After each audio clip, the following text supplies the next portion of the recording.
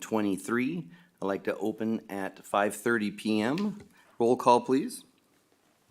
Councilmember White, Here. Councilmember Voigt, Here. Councilmember Lara, Here. Mayor Pro Tem Fenn, Here. Mayor Martinez. Here. Do we have any public comments regarding closed session today? I have no written comments. Rudy, do we have any callers on the line?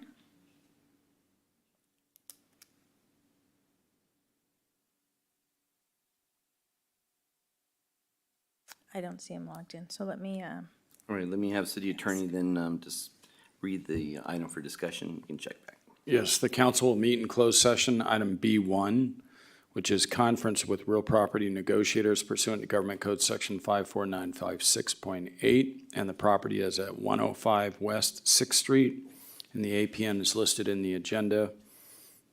And the negotiating parties are City of Beaumont as potential purchaser and David and Emmeline Schulke as potential sellers. Okay, thanks for that. And going back to any callers on the line? no callers on the line. No callers. Okay, then we will proceed to closed session.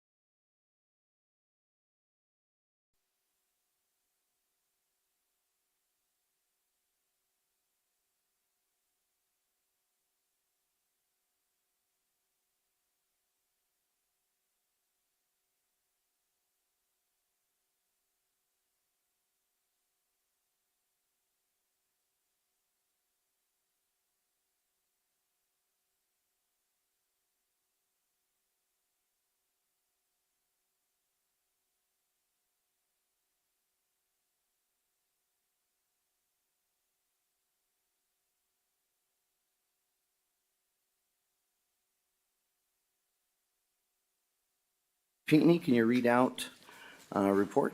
Yes, the council met in closed session. Item B1, conference with real property negotiators pursuant to Government Code Section 54956.8. The property 105 West 6th Street, the APN is listed in the agenda, and the negotiating parties were the City of Beaumont as potential purchaser and David and Emmeline Schulke as potential sellers, and there was no reportable action taken in closed session. Okay, thank you. That will take us to the regular session of the Beaumont City Council meeting for October 3rd, 2023. I'd like to call to order at 6:05 PM. Roll call, please. Councilmember White. Here. Councilmember Voigt. Here. Councilmember Laura. Here. Mayor Pro Tem Finn. Here. Mayor Martinez. Here. Will you please stand for the pledge? Councilmember Laura, can you please lead us? Please join me in the pledge to our nation's flag. I pledge allegiance to the flag of the United States of America and to the republic for which it stands, one nation, under God, indivisible, with liberty and justice for all.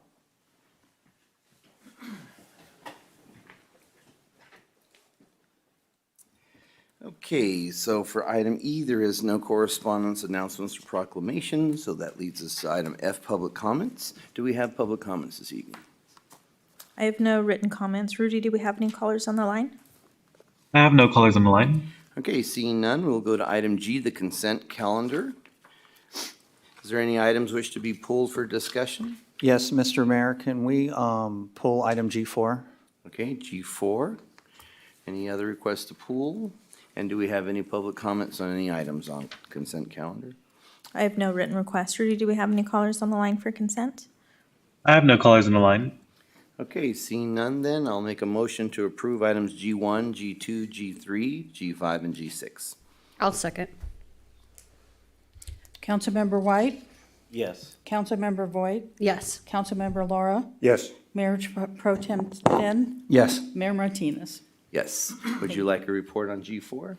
Yes, I have a couple questions for staff. Thank you, Mr. Mayor. So looking back at the retention schedule that was adopted by the city council, that was back in 2018, so before at least two of our council members. So just some questions on that for staff. Who sets the limits on the retention period? Is that coming from just the city and what we feel is best practice, or does it follow state law on that? They follow government law, some are state law.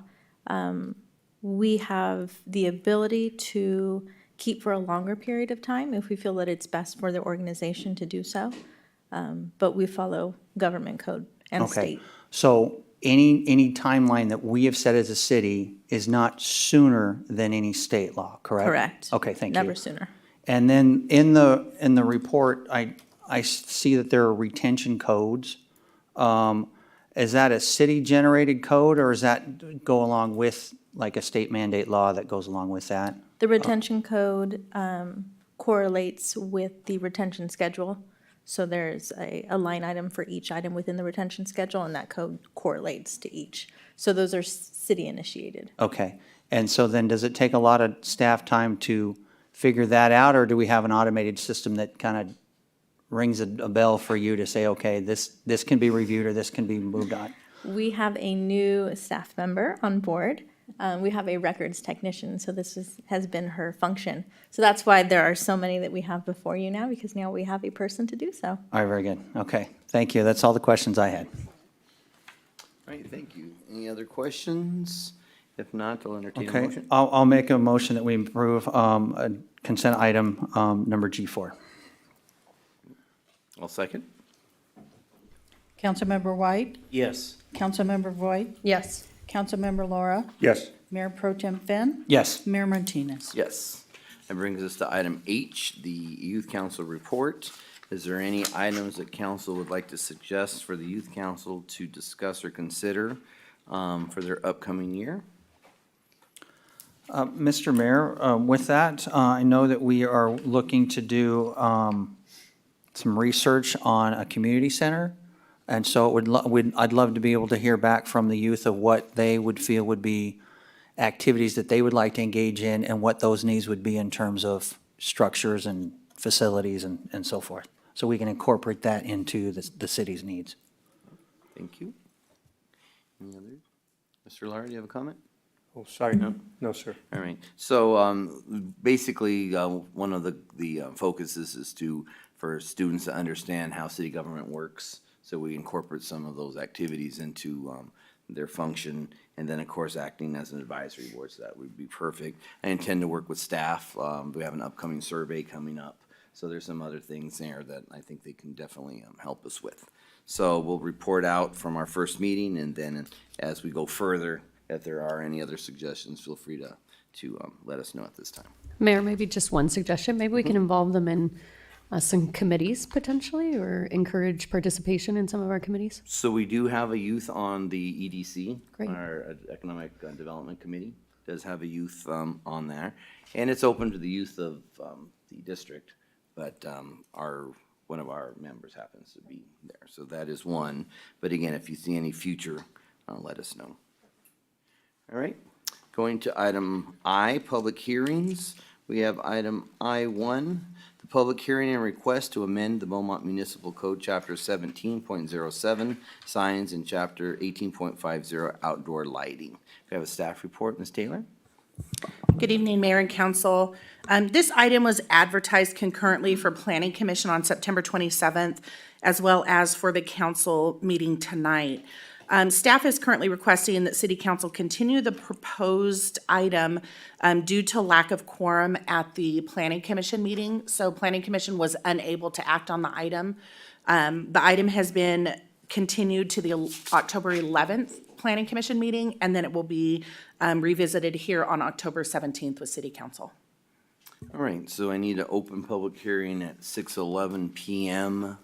Do we have public comments on this item? I have no written comments. Rudy, do we have any callers on the line? I have no callers on the line. Okay, seeing none, then we will continue the public hearing till October 17th, 2023. Do I have a motion for such? So moved, Mr. Mayor. Okay, I'll second. Councilmember White, Yes. Councilmember Voigt, Yes. Councilmember Laura, Yes, Mayor Pro Tem Finn, Yes. Mayor Martinez. Yes. That brings us to item I2, the public hearing for a request to amend the city's sphere of influence and amend the general plan use map. Staff report? Thank you, Mayor. So the item before you tonight is one that has been in the works off and on for quite a extended period of time. There's a couple of actions that'll be taken tonight related to this item. So what's happening is there's a champions, the street champions that runs between Beaumont and Calamasa. And the city boundary right now runs along the medians and has posed a lot of issues when it comes to maintenance and responsibility for that particular area. And again, this up until very recently, that part of Champions primarily served residents in the Tournament Hills neighborhood, City of Beaumont residents, and so city staff would take it upon ourselves to maintain that area, and regardless of kind of how the boundary was aligned. Anyway, so we have been working with the City of Calamasa as well as with Tri-Point Homes, who owns still the corner, identified as Lot B in the exhibit. And that's where the monument for Tournament Hills currently sits. And working with the city and the developer, we have come to an agreement on a new alignment for Champions. And essentially what's happening is Champions is going to come all the way into the city of Beaumont. So we are currently already maintaining and handling what needs to be handled out there. And so we are now going to have that in the city boundary. So the first action that would have to occur in order to do this is to amend the city's sphere of influence to expand it to up to the point where there is where the new city boundary would be. Right now, the city sphere of influence and the city boundary are coterminous right there. The city does not have sphere on the north or the west end of the city. So we would be expanding just up to that new boundary line. And so it would be coterminous again. We're not asking for anything extra, not asking to go further into the city of Calamasa or anything like that. Just far enough to achieve the new boundary line. And then the second part of that would be to amend the general plan land use map. So there would be no text amendment. This is not anything that would be considered development activity. We're just adjusting a boundary for something that's existing already out there. But we do have to amend the general plan map to reflect the new boundary accordingly. So we, as the city of Beaumont, are having to do this. LAFCO requires a plan of service. The plan of service was drafted by us here at the city of Beaumont and submitted to the city of Calamasa for their concurrence. That document is required by LAFCO as well as part of the application packet. So before you tonight is a request to, of course, as stated, amend the sphere of influence and then to also amend the general plan land use map. We're asking the city of Calamasa to do the same. So they will have to amend their boundary in the opposite direction, right? Theirs is going to get a little smaller, ours is going to get a little bigger. But they also must concur with the plan of service, and their city manager or whoever their appropriate representative would have to sign on the document, just like it's shown in our staff report. They are anticipating taking this item to their city council on October 16th. And if their council accepts and approves, as we are requesting you do this evening, the next step would then be for staff to file the application with LAFCO to go ahead and take action to make the adjustments as requested by both cities. City of Beaumont has taken the lead on that, so we've prepared the application for LAFCO. TriPoint Homes has prepared all of the GIS and exhibit documents for both cities to use. And those will also be provided to LAFCO as part of the application packet. And with that, I am recommending that City Council hold a public hearing and then waive the full reading and adopt by title only a resolution of the City Council of the City of Beaumont amending the comprehensive general plan land use element and land use map, and then also to waive the first full reading and adopt by title only a resolution of application by the City of Beaumont requesting that LAFCO take proceedings for the realignment of Champions Drive. That's a very abbreviated summary of the actions that are taking place, but I'm happy to pull the exhibit up if anybody would like to see it or answer any questions that you may have. Thank you, Ms. Taylor. Open up the public hearing at 6:17 PM. Do we have public comment? I have no written requests. Rudy, do we have any callers on the line? I have no callers on the line. Okay, then we will close our public hearing at 6:17 PM and open it up for council discussion. I just want to make a quick comment as you chime in, that's okay. That, so we have been in communication with Calamasa, correct? And all along, we've been discussing back and forth to get to this point. Correct. This goes back a number of years off and on, but consistently over what I'd say is the last 9 to 12 months, current administration has been working with current administration of the city of Calamasa. We've exchanged ideas. We've gone back and forth a number of times on the exhibits and what the boundaries would look like, what boundaries make sense, what would be acceptable to both agencies, and we, from staff standpoint, have landed at what is presented before you this evening. And I want to clarify for the public that that is something that we just didn't take Calamasa by surprise. We've been working on this for a while now, and this is where both sides have come to at this point. So thank you for that. Further comment, Councilmember White? I sort of want to add to what the mayor just said. We've been talking about this in closed session for quite some time, so it's not like it's new to any of us. So if there are no other comments, I would move to approve the recommended action as read by our deputy city manager. I'll second. Councilmember White, Yes. Councilmember Voigt, Yes. Councilmember Laura, Yes. Mayor Pro Tem Finn, Yes. Mayor Martinez. Yes. All right, that moves to I3. Public hearing and consideration of Plan 2023-0999. That is proposing amendments to the land use designation map identified as Figure 3.5 in the 2040 general plan. Thank Staff you, report. Mayor. This is another item that was advertised concurrently for both Planning Commission on the 27th of September and Council this evening. But as stated with the first item, unfortunately, there was not quorum at Planning Commission, so the Planning Commission was unable to act on the item. Staff has continued at Planning Commission this item until October 11th, and then it will be back to City Council on October 17th. Thank you for that. I'll open up public hearing at 6:20 PM. Do we have public comments?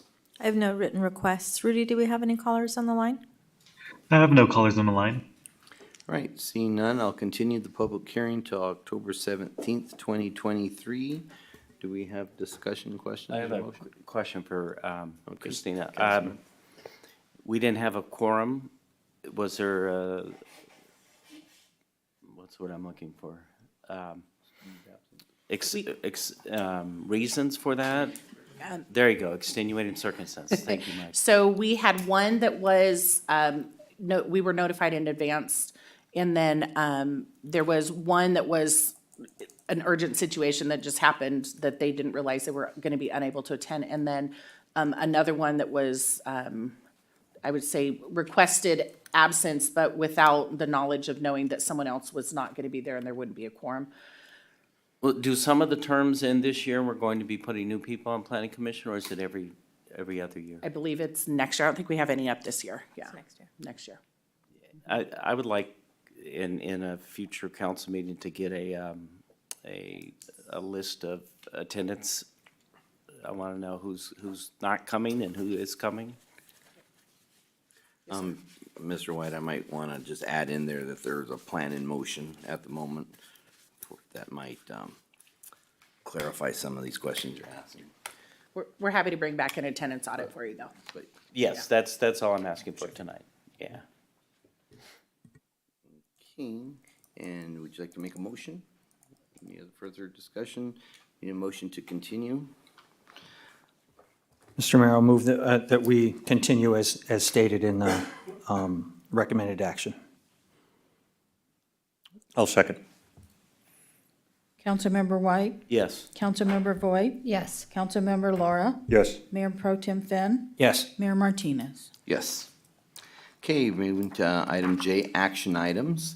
J1, the award of a professional service agreement to Interwest for on-call plan checking and inspection services, and to NV5 for Public Works, on-call plan checking, inspection, and surveying services. Staff report? Mayor, before the staff report, I'd like to ask a question. Okay. Interwest has been one of the former council members' favorite company to file claims against me with the FPPC. So I want to verify, I've looked through the entire report. I see a mention of GIS services, but we are not purchasing any pass-through licenses on this as far as I can tell. Is that correct? No. Okay. No, we are not, right? Okay. Yeah, I would think when this one comes up, I tried to search the document for ArcGIS or Esri or something like that, just to be sure. But thank you, I needed to make sure that was clear before we talked about it. Very well, thank you for that. All right, so staff report, Mr. Vesta. Good evening, Mayor and Council. The Public Works Department uses on-call plan checking services to perform and augment staff, to perform plan checking services for the city. For the last several years, NV5 has provided that service, and they've generally performed well. NV5's contract expires this year, and there are no more available extensions. Consequently, staff advertised for new on-call plan checking services and inspection services. And on June 7th, 2023, 9 proposals were received and evaluated by staff. The criteria is listed in the staff report as long as with the weighted scale. The top 3 consultants were interviewed, and staff is recommending that NV5 and Interwest provide the on-call services. Having 2 on-call services enables the staff to have a little bit more flexibility in managing the consultant's workload and to ensure that each consultant remains competitive for the city. That concludes my presentation. Staff is available for any questions. Thank you. Do we have public comments for item J1? I have no written requests. Rudy, do we have any callers on the line? I have no callers on the line. Okay, seeing none, we'll go to council discussion or questions. Looks like Councilmember Lara? Thank you, Mayor. Just a couple of quick questions, Robert. When we had this, I didn't see anything that was attached to the staff report, but we have responsibility or turnaround time frame requirements? Yes, Councilmember Laura. The city has, for Public Works at least, a 3-week initial turnaround time and then a 2-week subsequent submittal turnaround time. Okay. And then, are any of these projects that the consultants will be working on, are any of those going to be deposit-based projects? They are. There's about half of the projects that filter through engineering is deposit-based. Okay, and in my experience with using consultants on deposit-based permits, sometimes their billing cycles don't really work well with deposits, and so your deposits can run low while you're waiting for that billing cycle to go through. Have we worked with the county on that, and are we okay with the consultant billing cycles?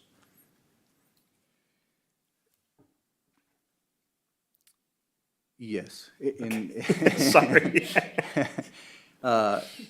In recent years, we've performed well with the balances left in deposit-based, Okay.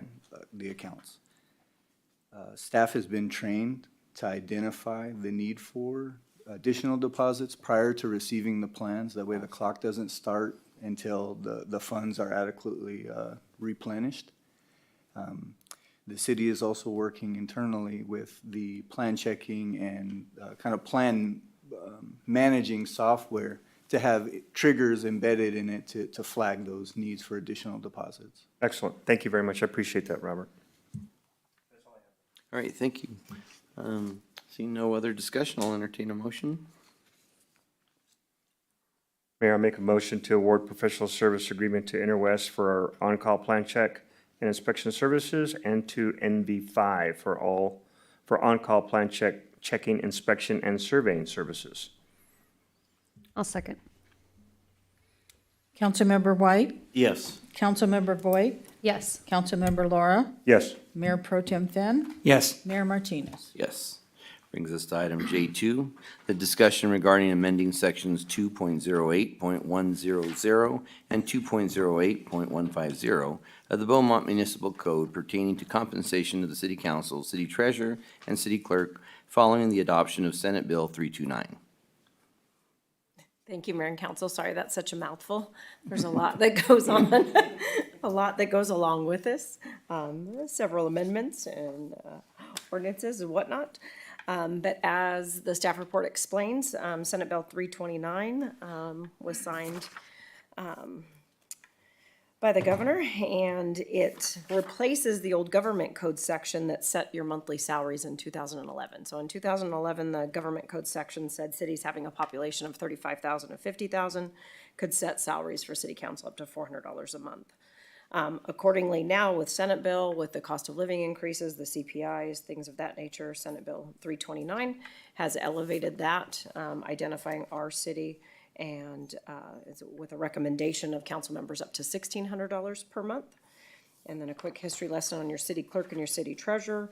Those were established back in 2018 in light of some changes back then to the workload and trying to recruit, if I remember correctly. These changes cannot take effect until at least one member of the city council commences a new term. So this is not something that would go into effect immediately for anyone in particular. foreseeing a change in the election next year, who would go into effect after that. So staff wanted to start the discussion with council. We came up with some recommendations just based on the guidance of SB 329 and John and his staff. Currently, council is at $400 per month. Following the Senate bill, that would put you at $1,600 per month. And then looking at the treasurer and the clerk accordingly, looking at the proportionate increase, we took that and applied that as just a starting point for the discussion. I have surveyed, I think I surveyed last in 2020. I refreshed my survey. Most cities are in the early stages of starting this discussion. I know UKIPA had a discussion and decided to table it. Haven't voted on it. I know the city of Redlands did something in 2022 prior to SB 329. They increased theirs to, I think, $1,400 a month, going into effect January of '23, if I remember correctly. So according to my calculations, just looking at rough averages, and I took all San Marino and Riverside cities that I could find, averaging looks about $1,300 a month for salary. However, that does not take into account probably 75% of the cities that also have additional benefits above and beyond that. Those benefits include some mayors have a higher salary than the rest of the council. Some mayors have a vehicle allowance. Some have I know we issue you cell phones, some have cell phone allowances. I knew that would make somebody laugh. There's also benefit packages, and I know some of you from the past recall when we had discussions about benefit packages. Those include CalPERS, medical, dental, all those lovely benefit packages. So even looking at the other pay, that average is about $750 a month, and benefit packages look like they average about $1,200 a month. So in totality, it's obviously much higher than the $1,600 that we're proposing. I did have a sidebar conversation with legal. I had a question about attendance and how do we mandate or how do we require attendance? And unfortunately, the government code is very specific as it relates to council members on your attendance and when you can and can't be removed because you're elected officials. We have to make the same assumption that it does apply for the city clerk and the city treasurer. Working with John's office, so there was an idea of topic of discussion to talk about you could go to a per meeting stipend, if you will, so for each meeting you attend. So hypothetically, I've said we did $560 for the city clerk and city treasurer, so you could look at something, half of that for 2 meetings a month. You get half if you attend one meeting, you get two if you get the entire $560 if you attend both meetings. That was an idea that legal pitched for discussion, and I felt it was worthy of making sure I mentioned it to you for consideration, if that was a concern, if attendance was a concern. All right. And nothing changes in regards to being able to waive. That's all we do have members over the years that want to waive their salaries, and this does not affect that whatsoever. Those members can still continue to do so. Okay, thank you for that. Let's see if there's public comment. I have no written request. Rudy, do we have any callers on the line? I have no callers on the line. All right, seeing none, we'll open up for council discussion. Looks like Councilmember White. So just to understand the process here, today you're looking for direction, and then we're going to have 2 meetings in public to discuss this. And I'm going to save most of my my arguments for the public noticed meeting.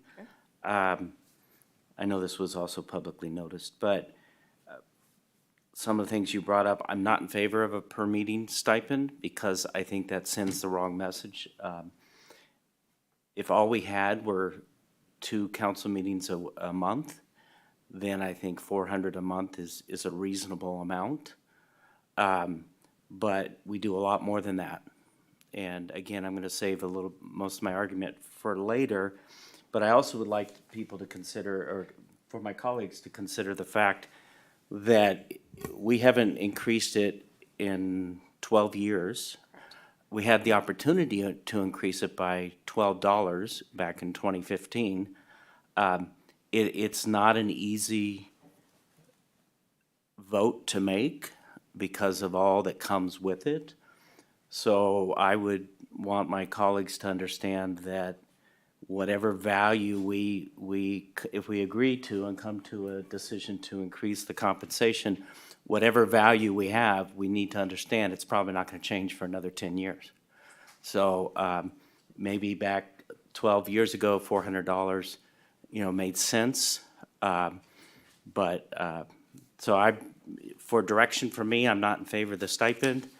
I think, comparing my personal life and how many vacation days and hours I've taken away from work, I think 1,600 is a reasonable amount.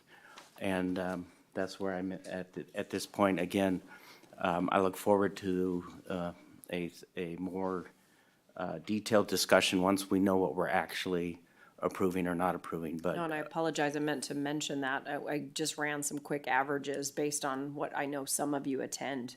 And it's not even minimum wage sometimes when you start looking at things. So, I meant to mention that in my discussion, where you're at currently. Yeah, and I was 3 days at Cal Cities and 2 days in Anaheim.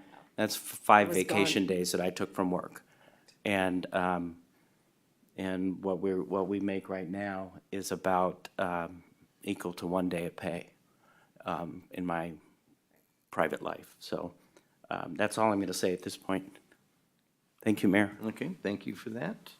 Mayor Pro Tem? Yes, thank you. I'd like to echo Councilmember White's comments in reference to the stipend. I don't think that's a wise choice for us, and coming from an agency where they were paid by stipend, I publicly announced that I was against certain meetings to attend, and that agency had a policy of one of their board members could be paid on any meeting they attended that agency was a member of. And it got pretty muddy water in terms of, was that really related to the service that they provide to the community? And then also, as council members, we are expected to attend a lot, and I think we do a great job with that. But also, too, there are some committees that we do earn a stipend on, and would hate to see that we start running into double dipping, misreporting, and so forth. And so I think a salary is more appropriate. And looking back at how long ago the last adjustment was, I certainly feel the 1,600 is fair as well.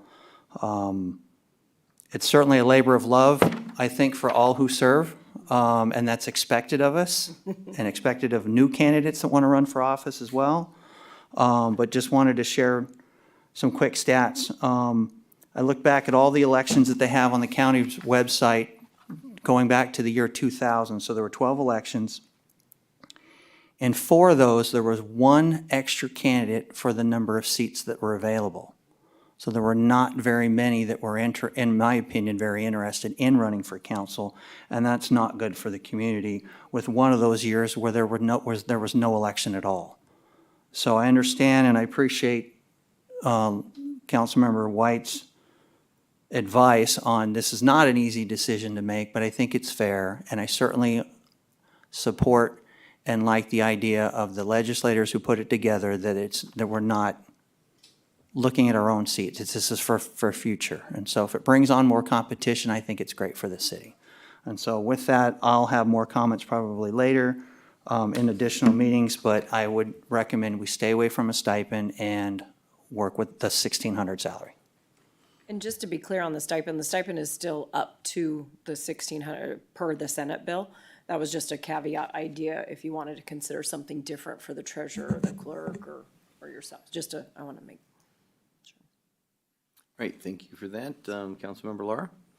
Yeah, and I appreciate that. I'm looking forward to getting additional information to see where we sit. And I know that when we first, back in 2015, I believe, when we first got on, one of the things we did was eliminated benefits for council members, which I thought was the correct thing to do. And I think, just a clarification, when we talk about a stipend, we're talking about, it's a monthly stipend, whether you attend the meetings or you don't attend the meetings. And I'll get into more detail as we discuss this further, but, we had, in the past, we had some difficulty with council years ago. not attending and still collecting, and so it's something I'm willing to look at because it is such a high dollar amount. It's not that it is a labor of love, and there are other meetings that we attend that are outside the council meeting, but, again, just something to look at and to think about. I want to look at everything and all options before we, And head down this road. I can share the government code section with you that I brought up and discussed with John and his team, and specifically for city council members, it does not address the treasurer or the clerk, but specifically city council members cannot be absent without permission for it's a 60-day consecutive period, and then after 70 consecutive days, his or her office becomes vacant and shall be filled by another. Okay. So that's very specific to city council. I don't have, there's no written clear direction on city treasurer or clerk. That's why I threw out the other idea about attendance, permitting attendance, if that was the concern. I appreciate that. Thank you. That's all I have, Mayor. Thank you. Thank you. Councilmember Voigt?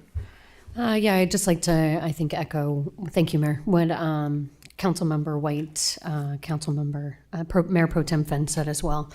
Being the newest council member, I thought it was 2 meetings a month.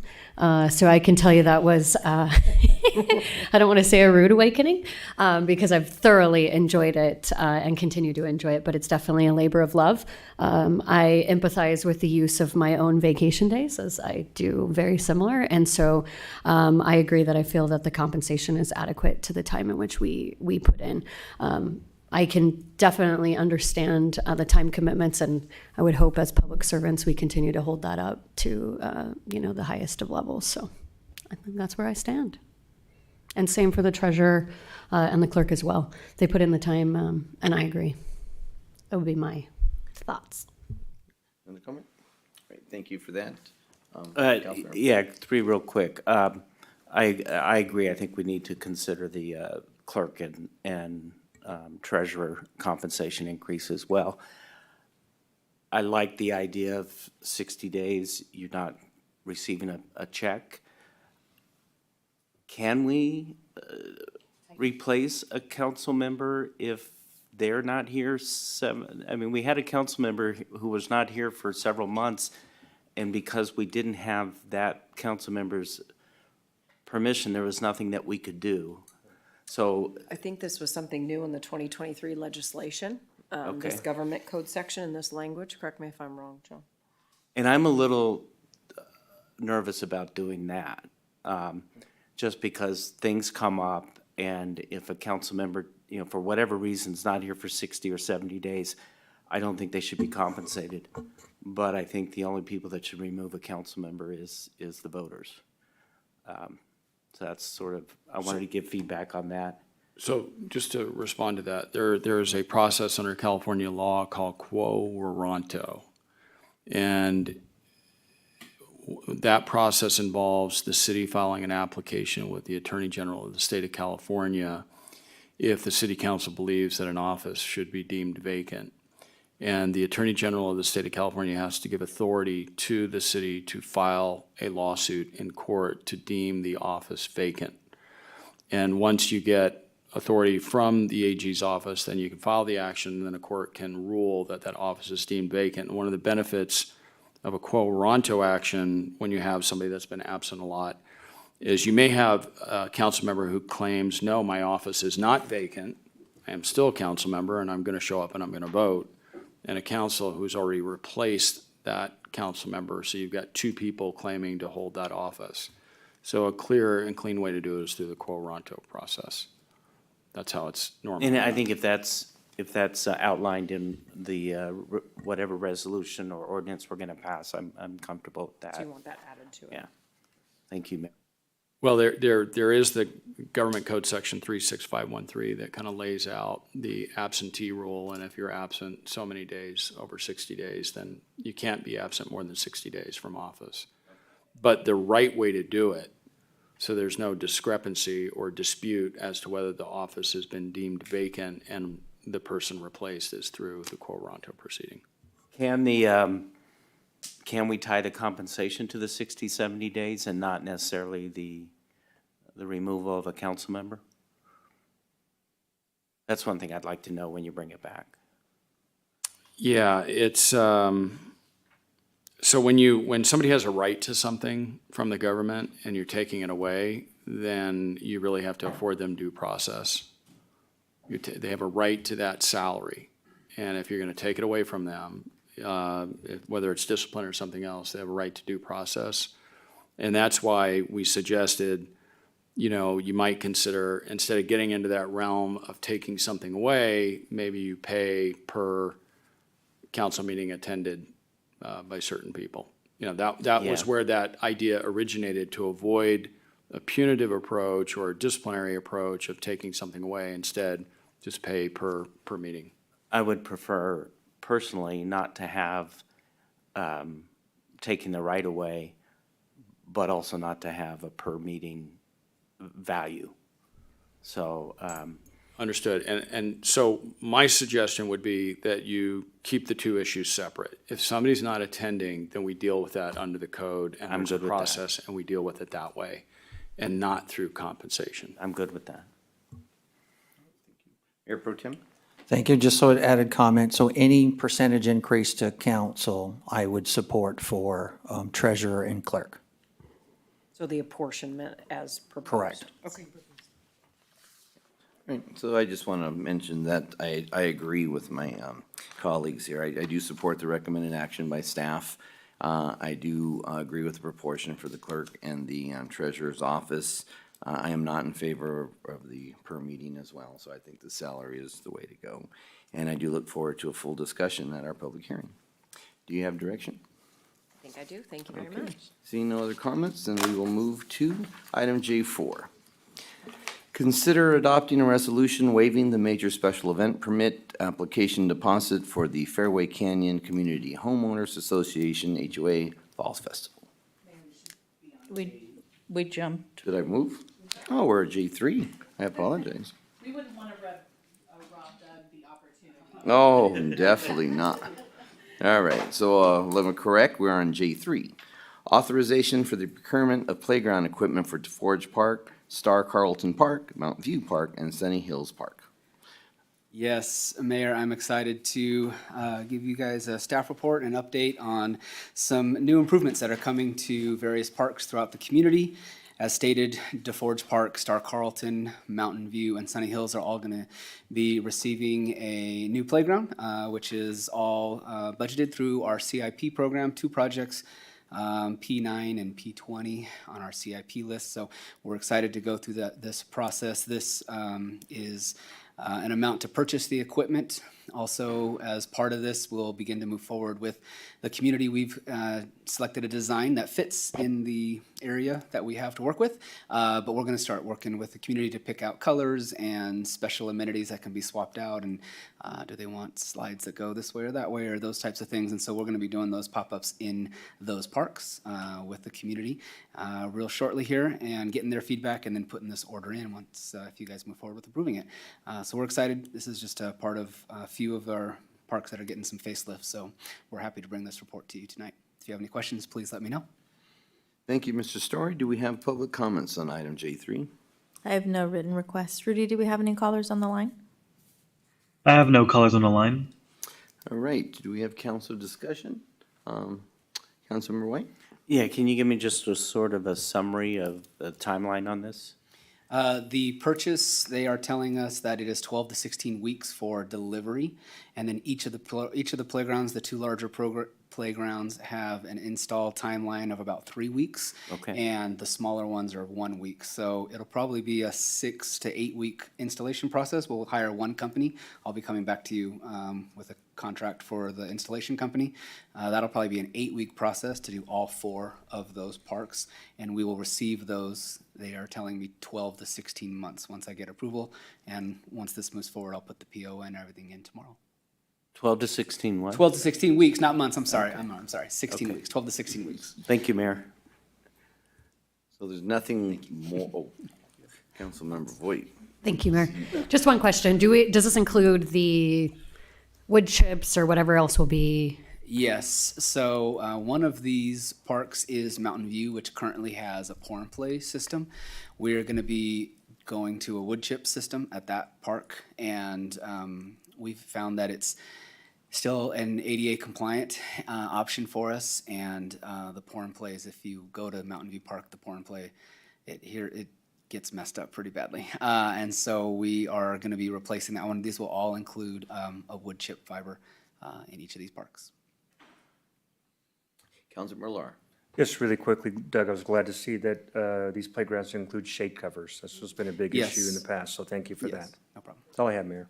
All right, thank you. I just want to mention there's nothing more than rallies a community as a park. Yes. It really gets everyone going and the kids and everybody. It's great to see. So thank you for those pop-ups too. I think it's a great idea. Thank you.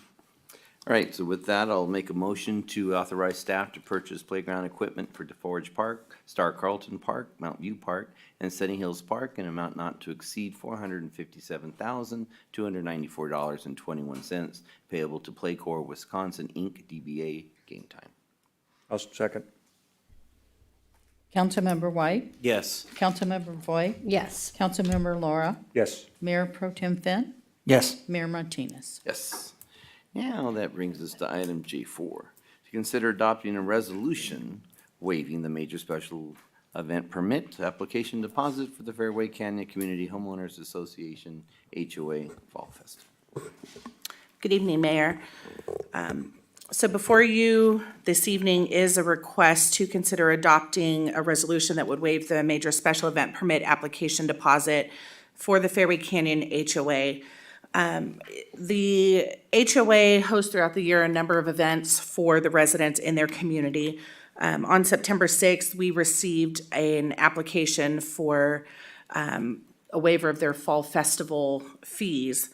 The Fall Festival is an annual community event they hold every year for residents in the Fairway Canyon development. There's over 500 residents that attend this event, and it includes a variety of things, including rock climbing wall, bucket ride, snacks, and things for the residents. In March of this year, City Council adopted a new user fee schedule, which took effect July 1 of this year. Prior to that fee schedule being adopted, special event applications were zero charge to anyone who filed. As of July 1, the major special event deposit is $5,000. So needless to say, it's a little bit more than I'm sure the HOAs had anticipated budgeting for. Special event applications are time intensive from a staff standpoint, although some more than others. The repeat events tend to not be, quite as taxing on staff time in most cases as looking at new events. At this time, there is less than $1,000 in staff time that has been spent reviewing and processing this application. And staff is recommending that City Council waive the full reading and adopt by title only a resolution of the City Council of the City of Beaumont authorizing the waiver of the major special event permit application deposit for the Fairway Canyon HOA Fall Festival. I'm happy to answer any additional questions on this item. All right, thank you for that. Do we have public comments on J4? I have no written requests. Rudy, do we have any callers on the line? I have no callers on the line. Okay, do we have any comments from council, questions, or entertain a motion? Quick question, Mr. Yes, Mayor. Mayor Pro So Tem. when we have these events and so forth, and I just, for general purposes question, is there a security that's needed or police presence for a certain, amount of a gathering? And is there alcohol served and that sort of stuff? And just to make sure that it doesn't get out of hand. So every event is different when it comes to a special event. So something like these Fairway Canyon HOA or Sundance HOA or any of the other resident-based events that take place typically don't have alcohol. They're typically, with the exception of maybe the Sundance Winter Festival, which tends to be a really large event that's well-attended. Things like this, somewhere between 500 and 1,000. each event is reviewed by the Development Review Committee, and each event is analyzed on a case-by-case basis based on the information that's provided in the application.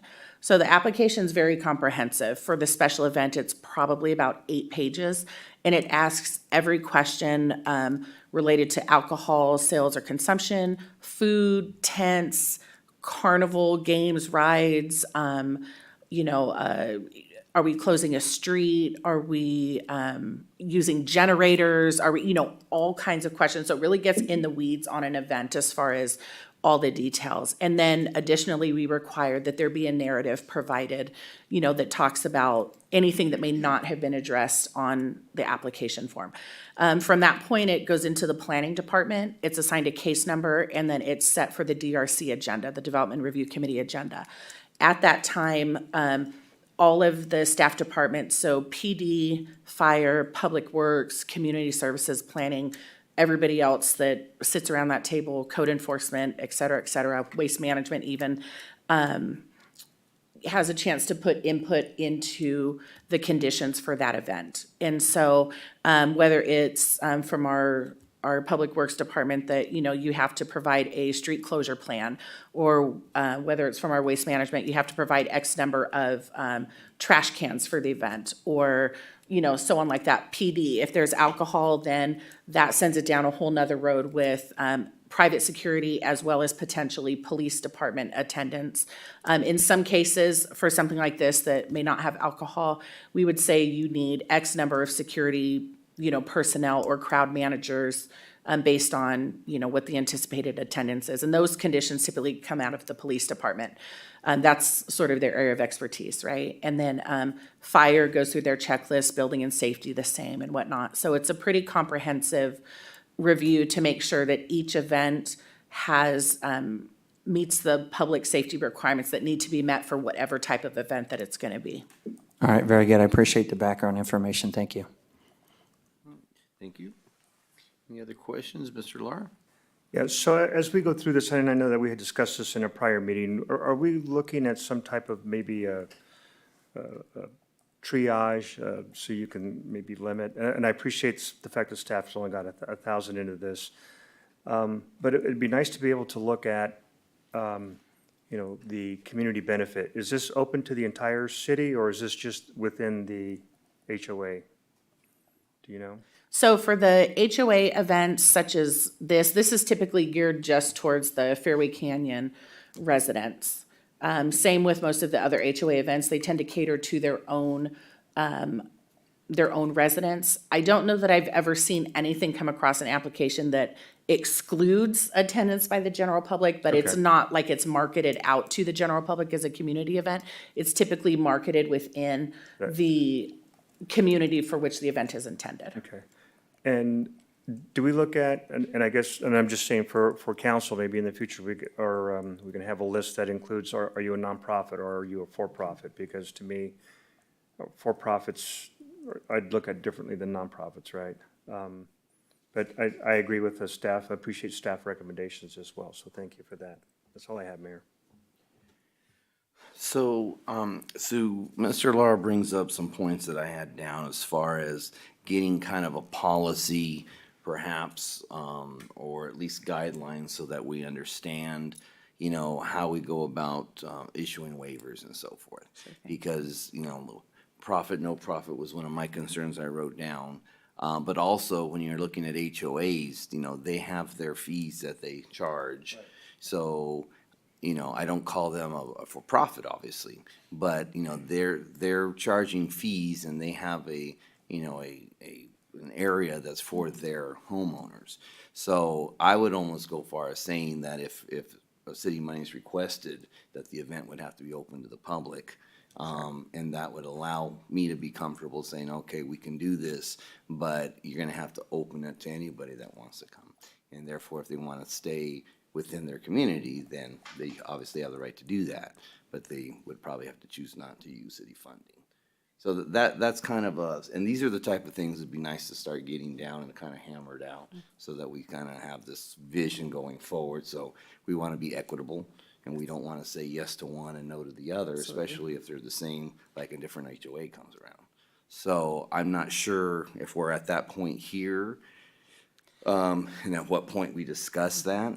I think I have enough direction, and honestly, this is something staff kind of anticipated would be forthcoming after the discussion on the facility fee waiver, which is currently in the works. So I hear what you're saying, Mayor Martinez, so we will bring, if council's direction is such, we'll bring back a framework for some guidelines that we can use for assessing these fee waiver requests. And then, in the meantime, the ones that are on the agenda tonight are the first ones that we've received since the new fee schedule has gone into effect. So would it be remiss to go ahead and make a decision at this point here? Or could we wait until we have some sort of a policy in place, or? It's always council's choice. Staff is recommending approval of their request for a fee waiver. We're sensitive to that they do host something that we would perceive to be of a community benefit. It provides entertainment, it provides outdoor activity, it provides enrichment, it provides opportunities for socialization and for community bonding and whatnot. So we do believe that these events do provide a community benefit to the community they serve, even if it's not open to everyone. So staff is comfortable making the recommendation, however, ultimately. Well, Yeah. and I would agree. I mean, it wouldn't be fair to them not to be able to get this, because we're deciding a new policy that hasn't been approved or agreed upon yet. So, so I would be okay supporting this and then working on that. We Right, know sir. we can get something going. Councilmember Lar, you have another Yeah, comment? I was just gonna say, I think the other thing staff is working with is a timing issue to get it approved prior to the event. So I think, as you said, maybe moving forward, we could do that, but knowing that we're working on a policy that would work for community benefit, I think is a good idea. All right, we have some more comments that popped up. Mayor Pro Tem? Yes, so in that future analysis, like for example, Fairway Canyon, it's one of our largest neighborhoods. And so maybe an accounting of who's requested in the past or a percentage of the budget that they're asking for, that sort of stuff. So we don't give all the money away to one neighborhood and there's not left over, for another one that may start up and have their first activity, for example. And so if we had some information on that, I think it would be nice, but, I could support this going through, especially with their event coming up shortly. Thank you. All right, Mayor, Councilmember Good, you have one? No? You just made me mayor? No, I just, I want to say Mr. No, I was gonna Lara, make but a it was- motion. What's that? That's what I was gonna do. Okay. I'll move to waive the full reading, adopt by title only, a resolution of the City Council of the City of Beaumont authorizing the waiver of the major special event permit application deposit for the Fairway Canyon HOA Fall Festival. I'll second. Councilmember White?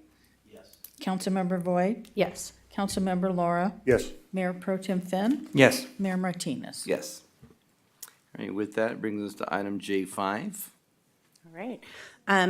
In item J5, I received a call earlier today from the project proponent requesting that the application and the request for city support be pulled from the agenda item, from the agenda tonight. So it will be removed, or we're requesting not acting on it, we'll pull it, and it is not being requested to be rescheduled. Okay, I'm supporting that. So we'll pull item J5 for the record and on the applicant's request. Oh, I sound I pretty hear good. myself, I'm like, oh, is that what I sound like? Is that deja vu? So we'll go to J6, consider adopting a resolution waiving the minor special event permit application deposit for the HCN Bank Trunk or Treat. Thank you, Mayor. Here's another request Mayor, for. before we move forward, I'd like to make a motion since it's along the same lines as Oh, the you're previous putting- one, if we'd like to just, Right, okay, you yeah. can do that. if there's no other discussion wanted. I'll second that. Thank you. Are there any public comments for J6? I have no written requests. Rudy, do we have any callers on the line? I have no colors on the line. Okay, with that, we'll take roll call. Councilmember White? Yes. Councilmember Voigt? Yes. Councilmember Laura? Yes. Mayor Pro Tem Finn? Yes. Mayor Martinez? Yes. I've never had that happen before. Right, I know. J7, discussion and direction on the market, downtown market night and events program spending. So this item falls in line, not so much with the previous fee waivers that were requested, but this pertains more to city funding that could be used for helping events in the downtown occur. So back in budget planning for this fiscal year, the Economic Development Department requested a budget enhancement to establish a new program to assist with market nights and other community events which could occur in the downtown. City Council did fund this in the amount of $50,000. So this request is tied to the strategic plan goal, which is to increase community events, arts and culture, which is a level 2 priority. It's goal number 5, target 5 in your strategic planning from earlier this year. We have not yet had a request to use these funds, but in an effort to maintain transparency and equity, which was mentioned just moments ago about how these program funds are administered, staff is requesting input from City Council on what they would like to see with these funds. So spending these funds should not only meet the strategic plan goal, but they need to serve a public purpose that provides a direct benefit to the community. And that's sort of the crux of what we look at for evaluation purposes. So currently, any application for a market night or other special event is reviewed through the same application process, which we just discussed waiving fees on for other events. This pot of money, though, is specifically geared towards downtown as part of the goals that council has for downtown revitalization. So in addition to working on a general fee waiver policy, as staff heard direction this evening, we would be looking for something specific to how you would like to evaluate projects that might be eligible for utilizing this pot of money in the downtown for events specific to downtown. Okay, thank you for that. Are there any public comments for J7? I have no written requests. Rudy, do we have any callers on the line? I have no colors on the line. Okay, just quick clarification. So the money that we have targeted for incentive programs and improvements is separate. This is a specific 50,000 that we had titled for what is mentioned here in the report. Correct. Yeah, there had been previously a lot of discussion about wanting to host market nights or bring more activity downtown in general. And so we thought, 50,000 is good seed money. We weren't exactly sure, were people going to jump on it right away and there was going to be huge interest, or was there not? And there hasn't been a huge interest, but also if we establish a framework, we feel like we might be able to market it out a little bit to incentivize people. Hey, help you, engage the community or something to that effect. So I'm just looking for some direction and feedback. I have looked at what some other cities do, and it's kind of, all over the place, I guess. But it's a wide range from helping only nonprofits, which in the downtown area may not necessarily be feasible because most of businesses in the downtown are for-profit. But everybody, every agency that I've looked at holds that public benefit standard at a minimum, right? So open to the community. Some have, if you serve alcohol, no. If you, if you're charging a fee to get in, no. That kind of thing. But again, we're just looking for some guidelines to start, and then we can pull a framework together and bring it back to you. Okay, so I'd like to hear from our EDC members. So Mr. White, do you think you can speak on that behalf?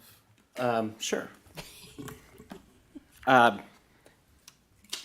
Two thoughts come to mind.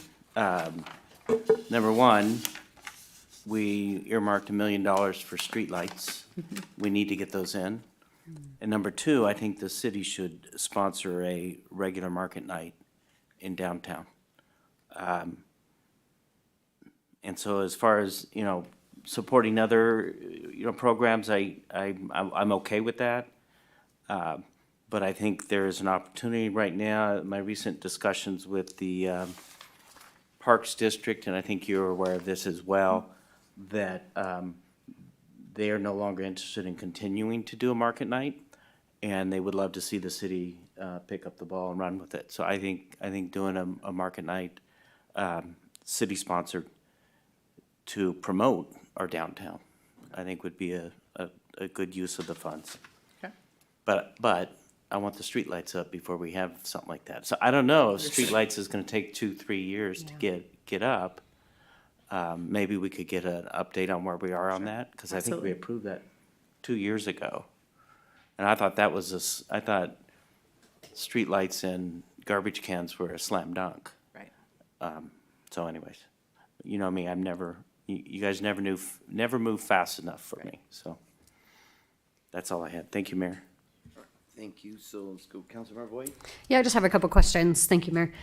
Do we know what the deterrents are? So I've heard lights. It sounds like potentially trash or waste management. Do we know if there's any other barriers or have heard of any other barriers? So I haven't necessarily heard of any barriers.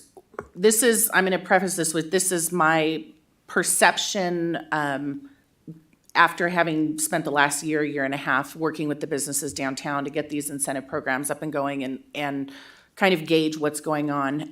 There seems to be a lot of individual interest in doing things downtown and bringing things downtown, but there's not a cohesive body to sort of organize that. And so I know we had previously heard in some of our downtown business meetings the idea of establishing like a downtown association. And ideally, that would be the mechanism that would take over and host these market nights or put together other events. And then the city could work with that organization to help support however the support was needed, that to take place. And so I think there's an interest. I think there's just I've learned this from the business owners, running a small business, it's challenging, it's hard work, it's time consuming.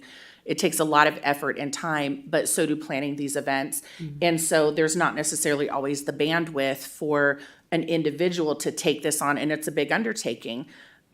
So I really think if there was a cohesive group of downtown businesses, whether it's an improvement district or whether it's an association of some kind, that would really help take over the planning and what would need it, and that would give the city sort of a liaison body to work with to help, whether it's through these funds or other means, support something like that occurring downtown. Thank you. I think the city-sponsored idea is something that I would absolutely support. I think it's something that would elevate our city for sure and give us the opportunity to do that. I like the no charge fee. I think that is a key point because that emphasizes the community benefit.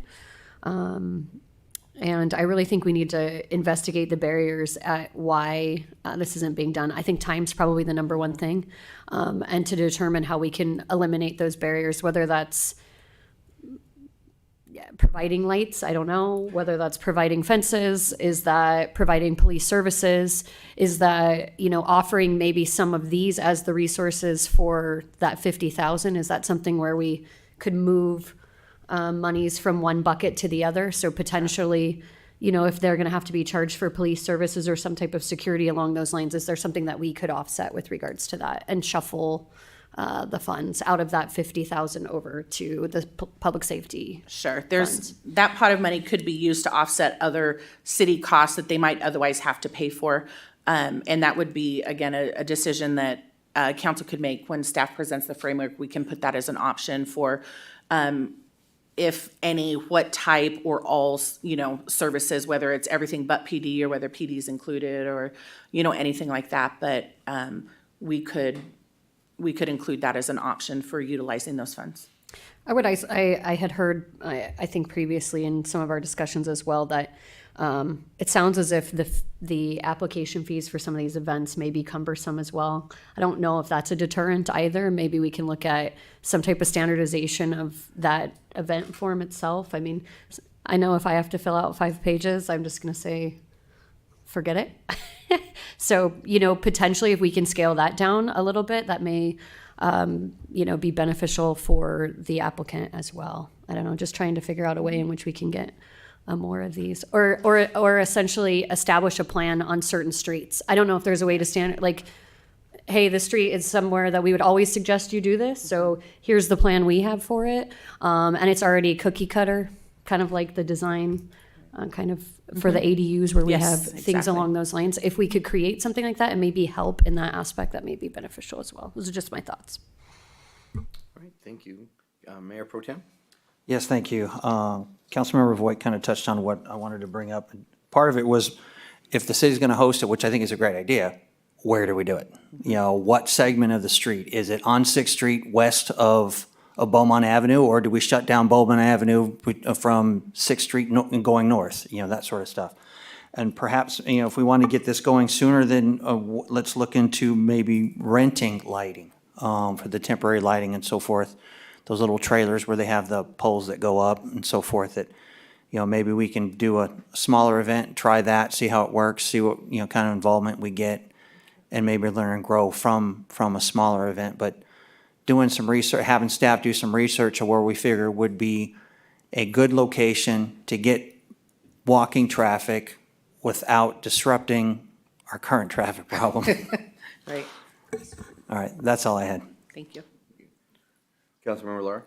Yeah, I think I agree with what my fellow council members have indicated also, but looking at nonprofits, maybe not charging for them. I'd like to set a baseline. Maybe we look at, say, 30% or $3,000 is because, as the mayor had indicated, you don't want to put all your money in or all your eggs in one basket, so we could spread this around. I do think that an 8-page application, obviously you have to cover a lot of things and you have to look at anticipate a lot of requests. But maybe the city heading up a market night and putting that out to the businesses and see which businesses are interested in joining us on a market night. I know we have that parking lot. I want to say that it is northeast, I think is the city parking lot of Toscano's. Seventh and Magnolia. Seventh, Seventh and yes, Magnolia, yeah. the We have the north side parking of lot City Hall. right back here behind City Hall that, and renting the lights, and maybe lights, if we have an interested city vendor or city business that wants to do that, maybe we put lights as a part of the incentive. Because I think it is very cumbersome for folks to do this on their own. But I do also agree that we need to cover staff time. Once we started the budgets for each department within the city, they have budgets that they have to work with, so staff time or covering that staff time out of this money would be, I think, a critical issue, but maybe there's a liaison that we can use to help businesses put together something and go through all the steps, because it can be overwhelming, and then people just throw up their hands and maybe not want to do that, so. Hopefully that helps, but yeah, they should all be open up to the general public. It's got to serve a community benefit and no charge to get in, so, thank you very much, Mayor. So let me just clarify, because I was in deep thought and I lost something here. So we're not looking to reprogram any of that money back into our budget so that we can do a market night and use the funds for us, correct? We're looking to keep that for other entities that want to put up stuff, and we're trying to figure out how and limits and stuff. Is that correct? We could do either with the funds. So we haven't had any requests to utilize the funds yet. So we would, if we had costs that were unanticipated that we hadn't budgeted for, I think a market night in downtown is exactly what this program was identified to accomplish. So we could use some of that funding that's already in the economic development budget to handle that. Or if we needed to, the other option, I suppose, would be a budget amendment to reprogram some money or add some money into something else in order to, offset that cost. But I think the money that's programmed would be sufficient, and it would be an appropriate use that fits in with what it was designated for. All right, and the only reason I ask is because we talked about taking over, and doing the market night ourselves, which is a great idea, no problem with that. But it's gonna incur some funds that wasn't in the budget because this is current. So we do have this that we could reprogram for that. Right, You and know, not all of it, of course, but whatever you see fit. Yep. But that was only my clarification. I wasn't quite sure because we're talking about that and then we're talking still about other entities. So it's like, I'm not sure because that doesn't go a long ways once you start talking about an event like a market night, Right. which goes over usually sometimes not just one time. It, you know, it goes over a few weeks. Yeah. You know, and that money won't last for too long. So that was all. Comment, you good? No, I'm good. Okay. All right then, so this is for direction to staff. Do you have enough? I believe I do. You think you're good? Any Thank other you. comments? Okay. Then we'll go to item K, the legislative update and discussion. Mayor, before we go there, I would like to request approval to miss the rest of the meeting because it looks like I can still make my daughter's wind ensemble concert in Redlands tonight if I leave right away. Okay. So, Drive will. safely. I think that'd be a great thing. Okay. All right, so K for legislative update, and it'd be 7:19 PM for the record for Councilmember White leaving the meeting. Thank you. No legislative update this evening, Mayor. Session is out, and the governor is still weeding through the over 1,000 bills that made it to his desk to see what he's going to sign and what he's going to veto. Okay, thank you. Item L, economic development update. So there was no meeting in the last week. Our next Economic Development Committee meeting will be on October 11th. Okay. Item M, treasurer report. Nothing at this time, Mayor. Okay, thank you, sir. Item N, city clerk report. We're good. Thank you. Thank you. Item O, city attorney report. Nothing this evening. Item P, city manager report, AKA deputy city manager. Nothing to report this evening. Okay, thank you for that. Item Q, any future items listed that need discussion or any new ones to be added? Seeing none. Item R, council reports. Mr. White, I'm sure, will give us his report next meeting. So, Councilmember Voigt? Thank you, Mayor. I had the honor of attending my first Cal Cities event up in Sacramento. Great time, really beneficial. I appreciate all that I had learned up there. I also attended the San Gorgonio Pass Water Alliance. Always an excellent amount of information there. As you are driving around, look in the reservoirs, they are definitely full of water, which is great news to see. And just discussion about future state along those lines. Not really too much more to report, but I always appreciate the information given there. And Mayor, I would like to commend you on an excellent state of the city. Well done. I thought it was excellent, and I greatly and thoroughly enjoyed myself. So thank you. And thank you to the production team that put that together. I thought it was incredible. The videos were excellent. And thank you for fighting traffic to get there. We appreciate that. Yes. Councilmember Lara? Yes, Mayor, thank you very much. Just want to make a note, though, that once Councilmember White left, the meeting did seem to move along rather quickly. I just wanted to make note of that. You're welcome, Lloyd. Again, the State of the City was excellent, Mayor. You did a great job. Thanks to city staff, and thank you to the chamber for putting on a great event. Attended the WRCOG meeting yesterday. They did talk about a new streetlight program. They want to reach out to them. I don't know how I don't have all the details on it, but it's something we may want to look into. And also, just a real quick comment, Parks and Rec is still collecting candy for Monster Mash and Trunk or Treat. So I'm sure Doug would be happy to take any candy that was brought this evening and turn that in. But thank you, Mayor, that's all I have. Very well. Mayor Pro Tem Finn? Yes, thank you. So I apologize for missing the last meeting, and I appreciate the condolences from staff on the funeral for a family member of mine, so I appreciate the concern there. On the September 7th, I attended the Transportation Now committee meeting, and we had a presentation from RCTC on rail safety. And a nice highlight from that, in the 10 years that they have been doing community outreach, they have noticed a drop in accidents and so forth. So that effort is productive and appreciated. On the 12th, I attended our PASCOM meeting, and we had Banning show up, which was nice when they were able to give an update. And they talked about some of the efforts with their homeless population. They placed 15 homeless folks recently into their shelters, and they have some grant money coming that they plan to add 20 units to their Opportunity Village. So that was good news on that.